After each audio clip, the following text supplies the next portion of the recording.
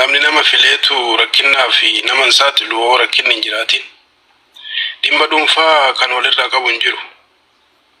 So namni rakkate kan humna hin qabne keessayyuu dubartiin immoo dhufanii kana rakkadhee isa kan naa gargaara yoo jedhamee carraan sun argame kadhattee irraa dhabdeetu bakka kana geesse isa sanas laaluu qabdu. So wanti jaarsummaa jedhamu tasuma hin jiru. Abbaa fedhayyuu maan taane akkuma isheen reefu jechaa turani. Rabbiin haqa namaa ofirrattis haraama godhee jidduu namaattis haraama godheedhe. So isa kanaa fi qeesiin tokkos kaleessa dubbataa ture abbaan amantii jechuun islaamummaa qofa keessa hin jiru jechuu barbaadeeni. Kanaafi hayti namaa haqa namaatti bahuu qaba. Isayyuu keessayyuu waggaa ji'a lama sadii bira dabarran jaarsummaa keessa hin seenina. Maaliifi utuu beeku calliseetu utuu beeku nyaate. Kanaaf jaarsummaan barbaachisaa miti abbaa fedhe haa ta'u.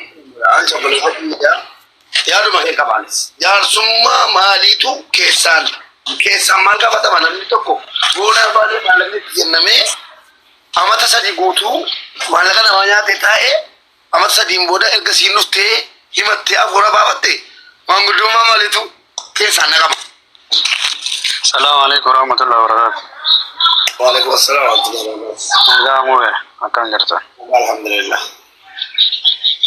Baga jiraatanii waan samuuna kanarra jirtanii jaluma taa'ee hordofaa ol seenuuf carraan arganne yaada bareedaa dura baay'ee isaati kana durallee siin jedheera jechuun wayi sooloo barbaadu wayi biiftii barbaadu miti waan argina mu dubbata yaada bareedaa dadhabaa biyyaan baattitti shan jaameera waan kana eegaluun koo Facebook irratti eegalee ijoollee shamarranii beeku doktorri koo hospitaalaan jalaa beeku.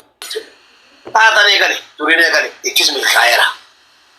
Waan maallaqni shamarranii adeemee walee maan argine kaleessa gastiirra affeeree kaa'ee jennaan na arrabsee dadhabee booddee garuu uummanni dhiifama gaafachuu qabdaa situ balleessi jedhanii dhiifama na gaafatee nu araarsani. Aan arrabsamuu suuraan kiyya gad deebi'uu akka kun hundi dhufu nan beekaan maaliif dhimmichatu dhimma maallaqaati. Warri hawaalaa hojjetuuf warri kontiroobaandii hojjetu immoo akka jarri harka dheeraa qabanus nan beeka. Harka dheeraa qabu waan barbaadan gochuudha. Waan barbaadan godhanii na ajjeesanii lafa keessa na balleessisu malee inni isu. Waan kana nagaadha. Walumaa galatti uummanni keenya waan kana mee yaada yeroo kennitan ijoolleen kutaa kutaarraa kottaa nu gargaara akkuma boonaa kana jechuudha. Akkuma boonaa kana kutaa kottaa nu gargaara.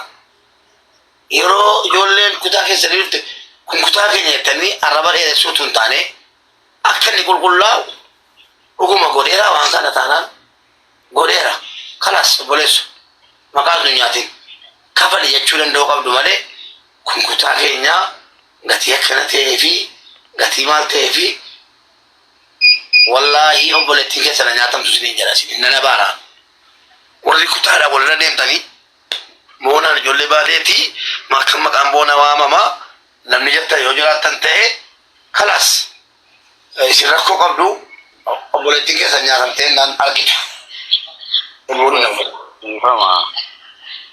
Ani yaad gaafiin kiyya gaafii dubartoonni sobanii himatanii osoo hin taane dhugaadha. Namooti nama kennatanii galfatan biyya guddaa kanatti ofii keetii hidhattee galfatta malee biyyoota. Uummata nama 2,300 tasoodhaa jira. Nama kana irratti lakki hin beeku jedhee namni meeqa jechuudha. Ragaan yeroo irratti argame hattummaan isaa irratti mirkanaa'aa jechuudha malee dhalluma innee lafaa kaanee gatii suuraa fidatteef hattudha jedhu. Namni immoo suuraan maaliif maxxanfamee barbaadama yoo jettu ta'e ati fakkeenyaaf suuraa keerra kaatteerta boonaan suuraa isaarra kaateera sheekni keenya kunoo hundinuu suuraa isaarra kaateera. Suuraa ati irra kaattee jirtu ijoolleen gadi buuftee ergitee naa barbaada jechuun rakkoo qaba jedhee yaadu gara kootiini. Rakkoo utuu hin taane gaafattanii jechamaan malee nu beekiyyaati rabbi isaa. Lakkii beeka gaafannaa innoo miileena tokko innoo akitaalaan hattuudha akka gargaartu. Amma namoota dhiyeessine galatoomii baay'ee si jaallanna obboleessa keenya. Warri dubbatan bu'aatii warra garanaa galchaa dhiifamaa wajjin maaliif organuu jedhanii yaada bilchaataa osoo qabanu Arjalatti daanyaadha jedhamanii afaanumaan ta'anii koomentiidhaan barreeffataa oolu waan ta'eef addammoo yaada jaraa Tomi ummataaf jettee nuuf jettee mana madaama keessatti gubannee kan nuuf jettee arrabsamte namni haqaan arrabsame mooyyuu oomaayuu waan namatti dhaamu ati obboloon keetiif saba keetiif haadhota keetiif arrabsamte dhugaa guddaa baay'ee tokko si galateeffannaan eengada yoo akkasitti suuraa namaa ol baastusan dhugaa rabbiin eenyummaan tana qaba dhugaa waaqayyo dhugaa maaliif hunduu akka itti finne beeknaa akka itti dhaarre beeknaa irra caala kan miidiyaa fayyadamurra kan miidiyaa fayyadamne caala warroonni biyya alaa shamarran keenya jechuudha.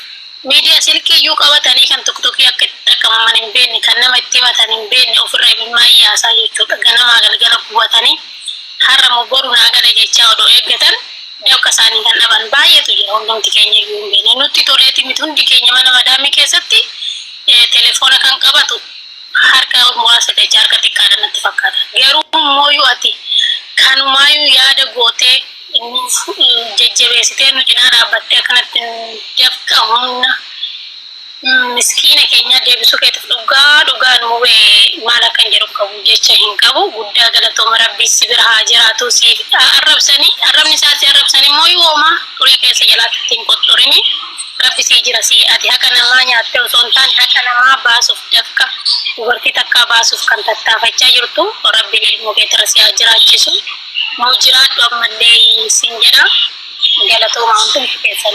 Waa lamarraan dubbadha. Tokkoffaa biyya Dubaayii kana keessa si galee baay'ee hattoonni baay'atan si galee yeroo ammaa jechuudha.